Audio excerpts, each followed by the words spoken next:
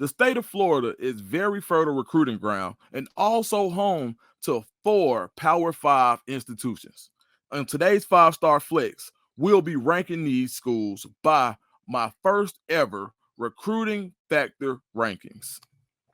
Welcome to the 5-Star Flex, where being a 5-star is not just a ranking, it's a mentality. I'm your host, Phillip Dukes, aka Dukes D Scoop, and today we're going to have a lot of fun. So, the state of Florida is somewhere that you don't have football if the state of Florida doesn't exist. I mean, it's that serious. People talk about Texas, people talk about Cali, people even talk about Georgia, but there's nothing like the state of Florida. And that's even with me being a Georgia boy, I've always had the utmost respect for football in Florida. Well, football in Florida, once you get past the high school level, you get to the colleges. And if you think it's big time in high school, it's huge when it comes to colleges. There are 4 Power 5 universities in the state of Florida. 1, Miami. 2, Florida State. 3, Florida. And 4, UCF. And all of them on a daily basis battle for supremacy in recruiting. So my goal today is to rank these schools by my first ever recruiting factor rankings. So these rankings are special. My specialty is recruiting. I talk to players all the time. I talk to coaches. I've even had the pleasure of talking to some NIL collectives. So the way I'm going to break this down is by what do recruits want to look for, or what do they want to hear, or what are they looking for when they choose a university. The 5 recruiting factors that I'll be ranking today are going to be 1, atmosphere and stadium. 2, head coach and stability. 3, staff relatability. 4, tradition. And 5, NIL. So before we get started, I just want to say this is just information that I've pulled and from talking to people. I've been working on this project. So for the NIL portion, I talked to multiple NIL agents at the NFL Combine last week, which is a really cool and eye-opening experience just to see kind of what the lay of the land is. So if you have any questions or comments, drop them. If it's something else that you would like to see me rank, then just let me know in the comments. Oh, and be sure to go like and subscribe. All right, let's get started. Number 1, our first recruiting factor ranking is going to be stadium and atmosphere. Coming in at number 4 is going to be the University of Miami. And you may think to yourself, how's Miami 4th? Well, first and foremost, when you talk about stadium and atmosphere, you usually talk about the fans walking or the students walking from their dorms and the parents at the tailgate right outside of the dorms on campus where you could take in everything. Well, all of that is negated at the University of Miami just because they play at Hard Rock. Hard Rock Stadium is about 20 miles from campus. And in about, I think, 2018, there was a research done where they looked at all of the schools who did not have stadiums on campus. Well, there were 23 at the time. And out of those 23, Miami at 20 miles had the longest distance from campus to the stadium. So when you don't have that kind of synergy that goes along with campus and being able to buy all the gear in the campus bookstore and just some of the things that go along with the total campus experience, you don't get that at Miami. Now, that's not to say that Miami does not come with great game day traditions or experiences, because you got to think about it. Miami has the smoke entrance. Even at Hard Rock, the whole smoke entrance is incredible. The tailgating that you get to before you get into the game, those parking lots, they are absolutely loaded. You're going to see all types of food being cooked. The diversity that is Miami is really on display. So it's a really cool scene. I mean, tailgating is absolutely lit. Then every time they score, you got the touchdown Tommy Cannon. You feel me? Like, I really, really like that. I went to two Miami games last year at Hard Rock, and I thought it was a really cool experience. Not to mention the bars inside the stadium are super cool. And I think it's a really, really cool experience. But I just think that Miami is handicapped in this particular ranking just because they are not on campus. So that's why they're coming in at number 4, where they'll be getting 1 point. Third, UCF, the bounce house. Now, when you think about the bounce house, it only holds about 45,000, I think 45, 46,000 fans. The capacity is right around that area. But when you talk about electric for a smaller stadium, it's UCF. So the song that plays, I think it's Zombie Nation. They've got a Zombie Nation song that comes on right before the game. And oh, I think that's how it goes, right? And people just start bouncing. It's incredible. And then one other thing, night games in the bounce house where they do the night lights with the K. The night lights come on, they turn off the lights, everybody puts their phone up or the lights come on. It's an incredible scene. I really like that game day experience. You think about homecoming week where they have Spirit Splash, where students are running around crazy. I think they have a lot to offer at UCF. They just don't have as much game day tradition as these two schools that I ranked 1 and 2, and we'll start at 2 with Florida State. Now, Doak Campbell Stadium holds 80,000. It's been home to some of the biggest rivalry games. When you go back and you look at some of those classic Florida State, Florida games, it's always rocking. And then you just think about the tradition before the game. You got Chief Osceola riding in with a flaming spear on the white horse, and you just come down and he plants it on the field. That's an incredible, incredible event that you can't really discount. You also got the war chant, and then my favorite as an Atlanta Braves fan growing up, the tomahawk chop. It's just it's a feeling that you can't get anywhere else in college football. So that's why I've got them number 2. But number 1 has got to be Ben Hill Griffin Stadium. Florida Stadium holds about 88,000. They probably pack about 90K in there. It is loud. It is raucous. It's a hard place to play. I would hate to play there at night when CBS is there on that Saturday game when they've got a big game there. It's incredible. I'll never forget how loud it was when Auburn played Florida a few years ago when they had Derek Brown, Marlon Davis, and Bo Nix. And Bo Nix could not even hear he couldn't hear himself think. And you could see how that crowd impacted the game. I just think that Ben Hill Griffin Stadium is a different kind of place. Not even to mention some of the traditions that go on along with that. The tailgating outside. Then you got Orange and Blue, the fight song. And you hear the guys going orange, blue, orange, blue. We Are the Boys plays. And then Mr. Two Bits. RIP to George Edmondson. One of the most legendary figures in Florida history. Now, even with that tradition, with him passing away, and I think like in 2008 or 2009, they kind of when he retired from that role of being Mr. Two Bits, they started bringing out honorary Two Bits guys, and I think that's really important to recruits, where a recruit can say, "Man, hopefully I can come to Florida and have the type of career that they'll bring me back one day to be the honorary Mr. Two Bit guy." And if that's me, if I'm a coach, if I'm a recruiting staff member, I'm trying to sell that. My recruiting factor ranking for game day stadium atmosphere is going to go 1, Florida, 2, Florida State, 3, UCF, and 4, Miami. All right, next, we're going to go to a touchy subject, and that is head coach / stability. When you think about head coaches and stability, a lot of people just think about the hot seat. But I also think about guys who may not be at their particular destination job.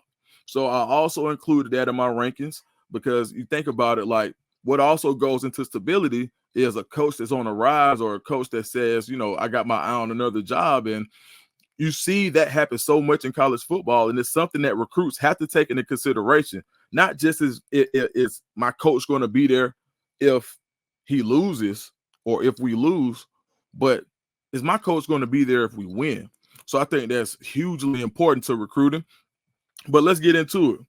So when it comes to head coach stability, I hate to say it, but Billy Napier probably has one of the hottest seats in the SEC. The early returns in Florida haven't been the Florida standard when you talk about the tradition that they have, being a perennial playoff contender for years and years before, if not playoffs, national championship.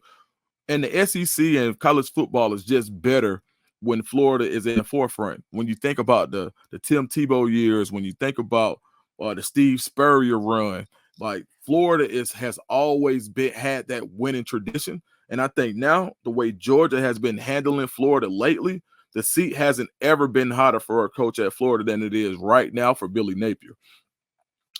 3, you got to go Miami, and not because his seat is extremely hot, but because we haven't really seen Mario Cristobal have that season. Last year, everybody is ready for the U to return.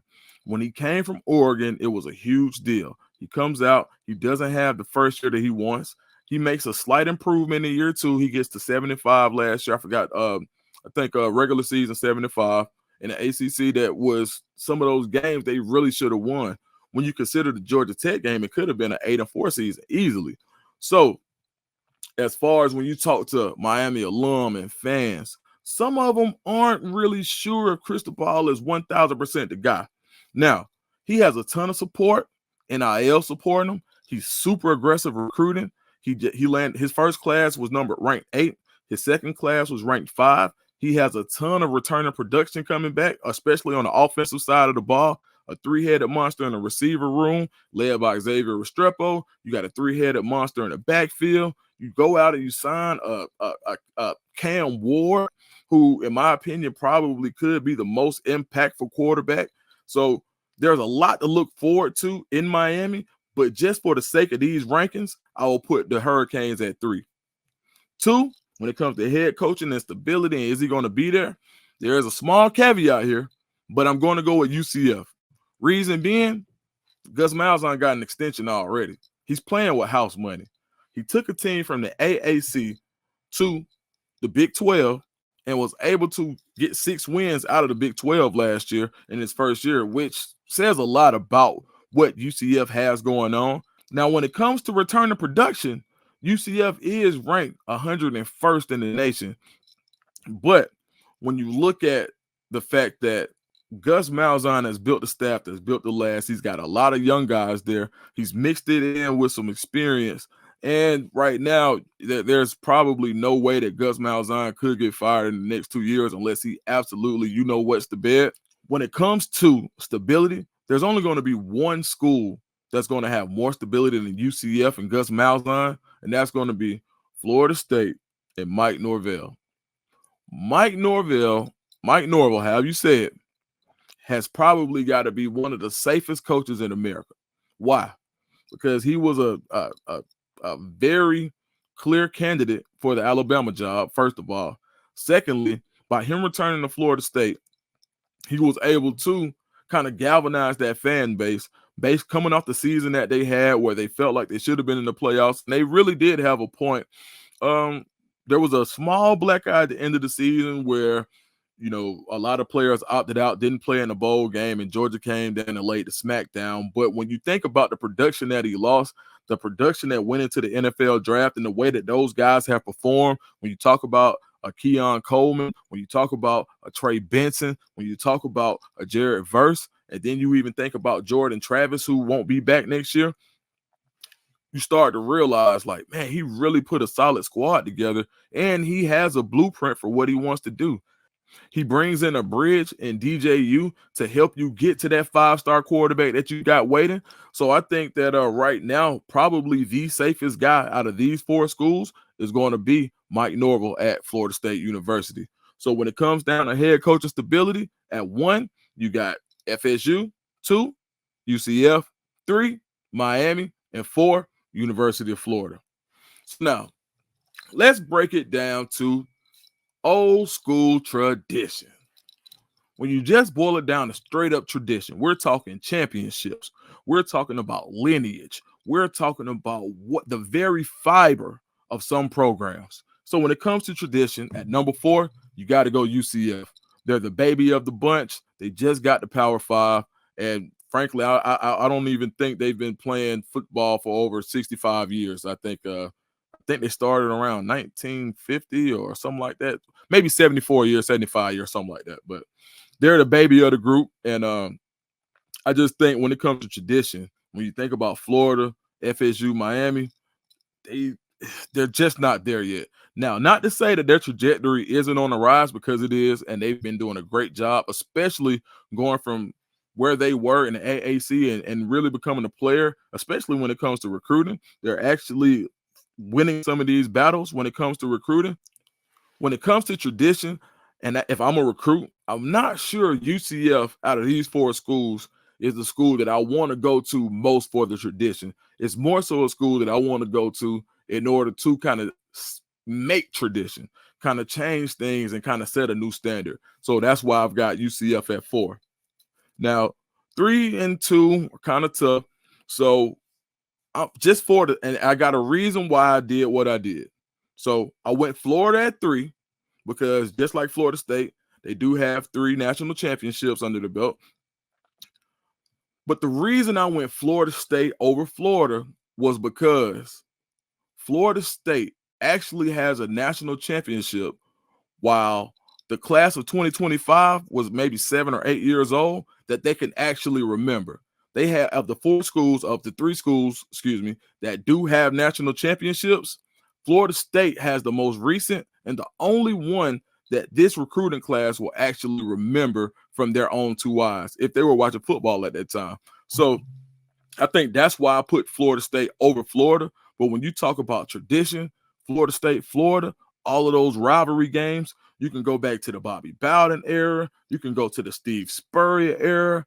You got Jameis Winston. You got Tim Tebow. You got a host of NFL players and Heisman Trophy winners. There's just so much tradition in these 2 schools that I gave Florida State 3 points based on the ranking, and I gave Florida 2.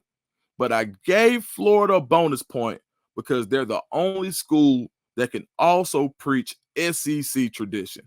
Now, I know we talk about the SEC bias, but there is something to be said being a champion from the SEC multiple times and all of the things that have come with that. So that's why, for the sake of this ranking, I've got Florida State 2, I've got Florida 3, but I did give Florida a bonus point for SEC tradition, which leads me to number 1 when it comes to tradition, and that's the University of Miami, the U. Why? They've got 5 of them. 1, 2, 3, 4, 5. And more so than that, when you look at the glory days of the University of Miami, their tradition is most closely relatable to recruits today in the current state of football. When you go look at these recruits who play all the 7-on-7 ball, when you look at what they do on the field, and when you look at the amount of showmanship that is in today's high school game, it's really most closely relatable to the tradition of Miami. The braggadocio, the music, the clothes, even the turnover chain. Now, everybody has a turnover tradition, which really started in Miami. So when you think about everything that's relatable to a recruit and for the very purpose of recruiting, Miami's tradition, if I'm a recruit today, is the one that probably meshes the most closely with what I'm looking for in the school. So when it comes down to tradition rankings, we go 1, Miami, 2, FSU. We'll call it 2B, Florida, and we'll go 4, UCF. Now, for this next one, we're going to go staff relatability. Now, when you think staff relatability, it's not just the head coach. The head coach is a part of it, but it's the guys around you. It's the guys that are going to be talking to the recruits when the head coach isn't around.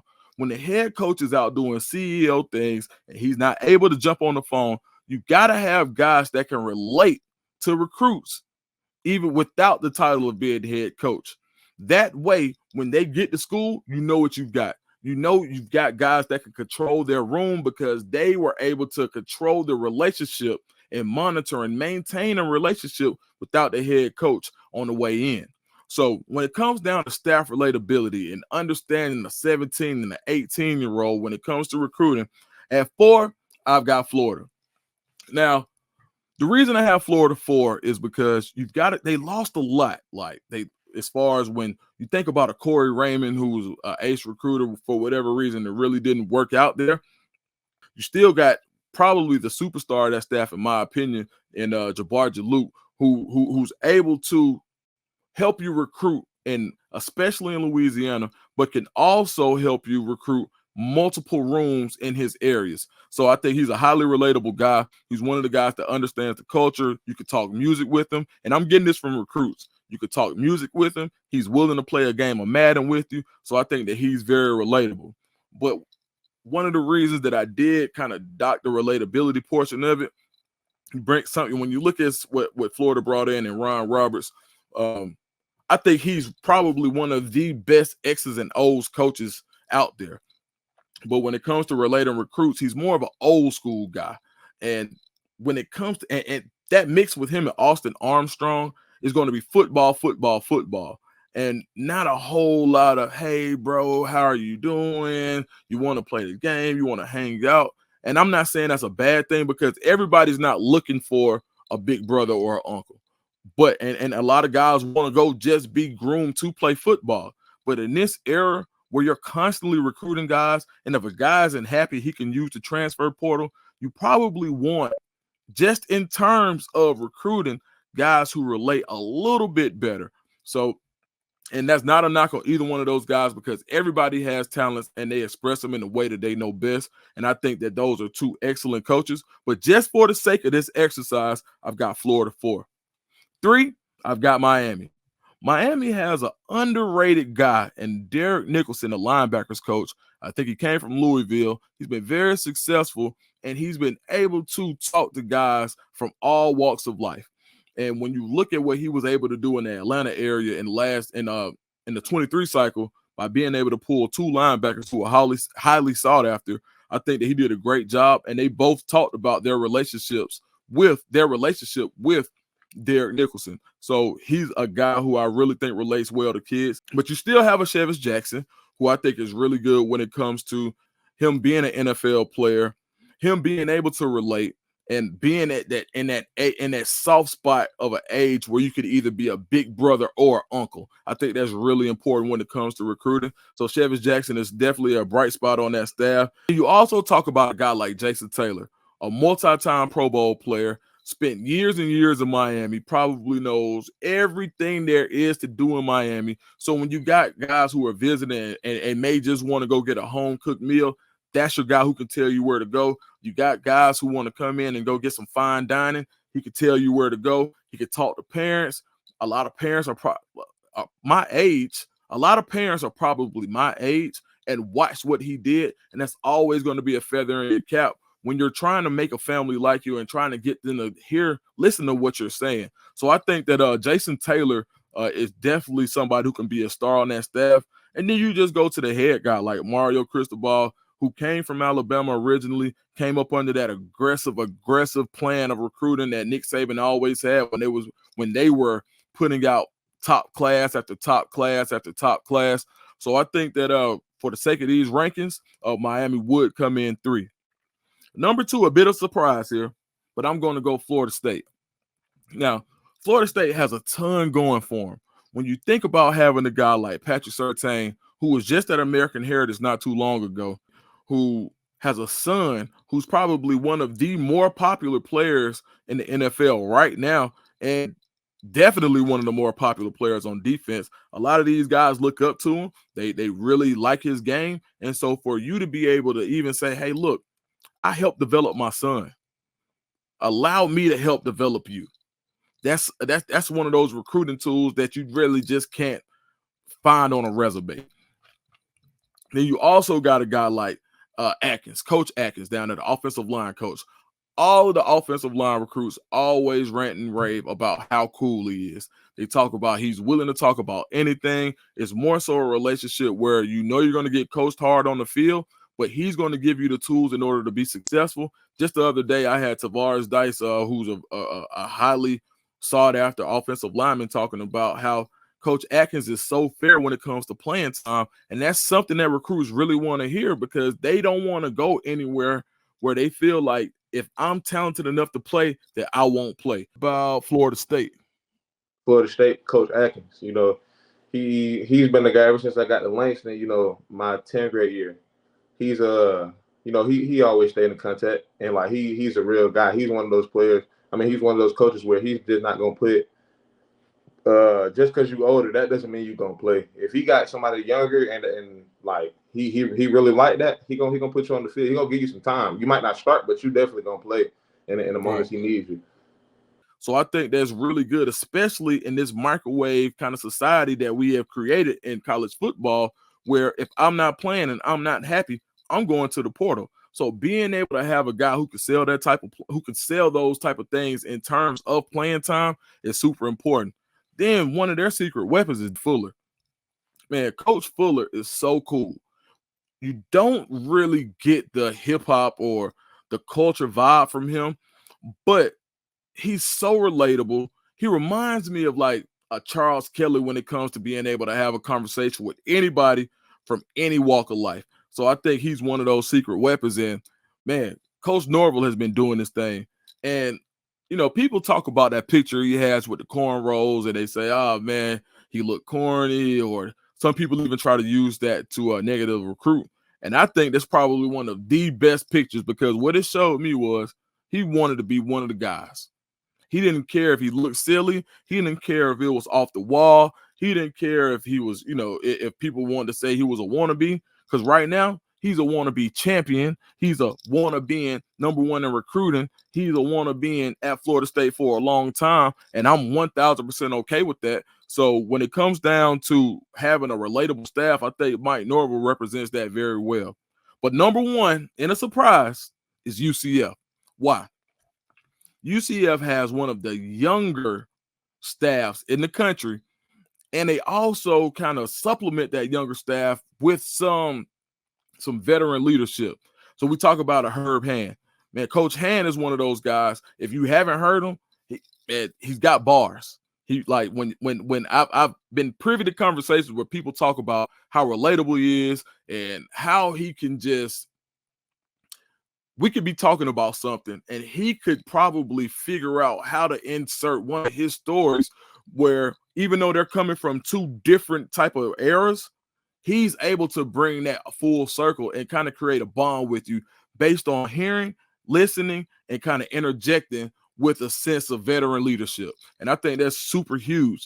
Now, when you talk about the young guns they have, you talk about Addison Williams, who's a co-DC. You talk about Tim Harris, who just came from Booker T. Washington in 2014. He was at UCF, went to Miami, came back, very familiar with the Florida area. He's got relationship with parents all over the state. So I think that bodes very, very well for UCF. And then you talk about one of their newer guys that they've hired too as well, Trovon Reed, who was Auburn's secret weapon when it came to recruiting. You could just even see how much people were talking about his loss when he left Auburn to go to UCF, how important he was. When you talk about a guy like Jarris McIntyre, who was just hired in an off-field role at UCF, see, last year and the previous few years, he was the head coach at Tampa Catholic High School. At Tampa Catholic, they had so many highly ranked players, which gives Jarris an insight that a lot of people don't have, because not only is he knowing what the players want to hear, not only is he hearing what the parents want to hear, but he's also hearing what opposing coaches were saying to get those players. So he has a very unique perspective that he's able to share with that staff, which I think gives them a really, really high sense of relatability when it comes to recruiting, especially in the state of Florida. So when you break down the recruiting factor rankings, when it comes to staff relatability, I've got UCF 1, Florida State 2, Miami 3, and Florida 4. Last but not least, we got to talk about it.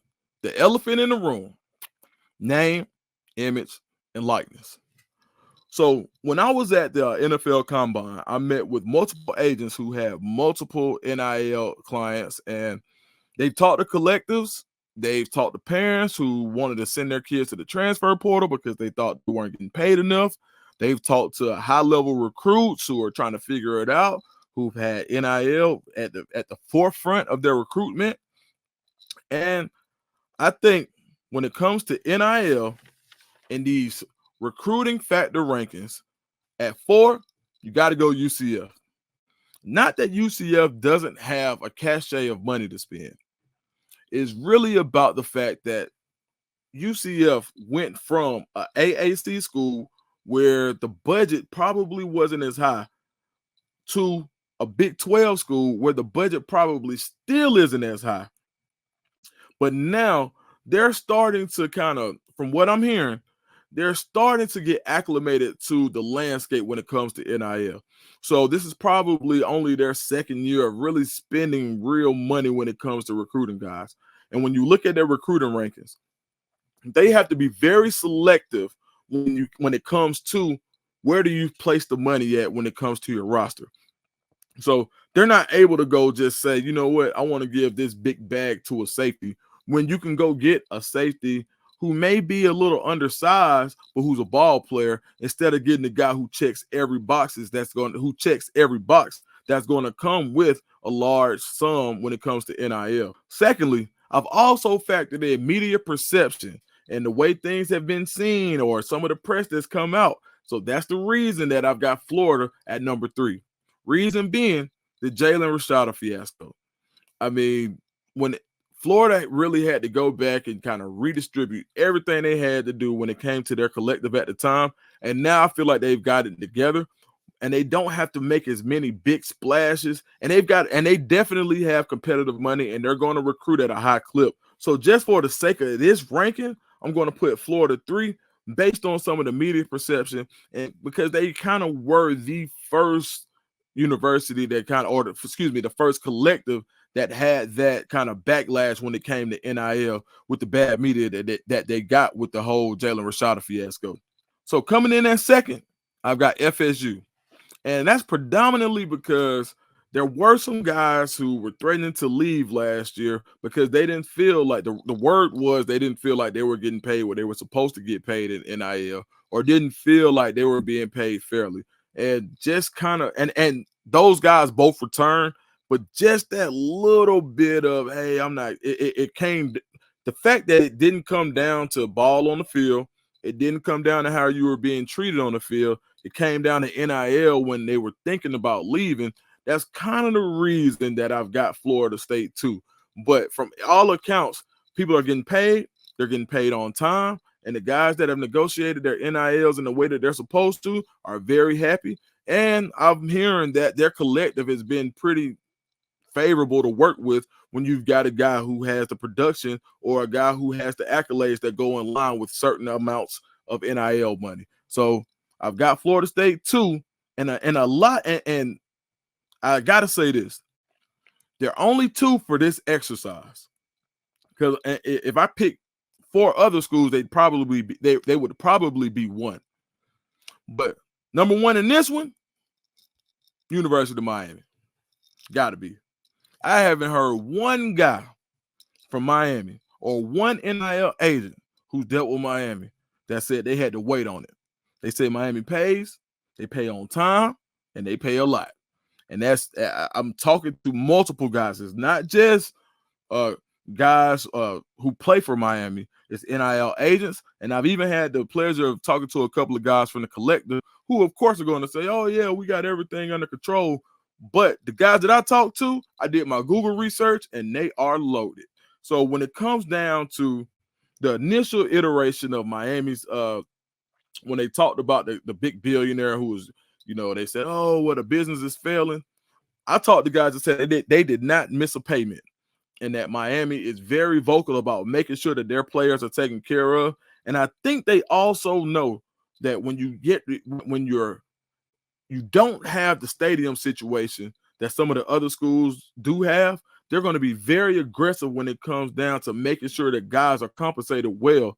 And the collective is going to be very aggressive. I want to make sure I say that correctly, not the coaches. So I think Miami understands the lay of the land, and they understand, and not Miami, excuse me, Miami's collective understands the lay of the land, and that they want to be aggressive so they can field the type of team that they need to field. When you think about Miami having the 8th class in 23, the 5th class in 24, and I mean, who knows where they can end up this year. And then by being able to pull a guy like Cam Ward, they're so aggressive with the NIL, and then just even the whole aura around Miami when it comes to money. When you think about the dinner with Rick Ross, who is pretty much the picture of opulence in the culture, when you think about those type things, when you think Miami, everybody when they think Miami, they think go get you a bag. And I think that bodes well for Miami as long as they can continue to foot the bill, the collective. As long as the collective can continue to foot the bill, they'll be fine. So when it comes down to NIL, I've got Miami 1, Florida State 2, Florida 3, UCF 4. So I've presented all of the information, and the time has now come for the overall rankings. But there's a twist.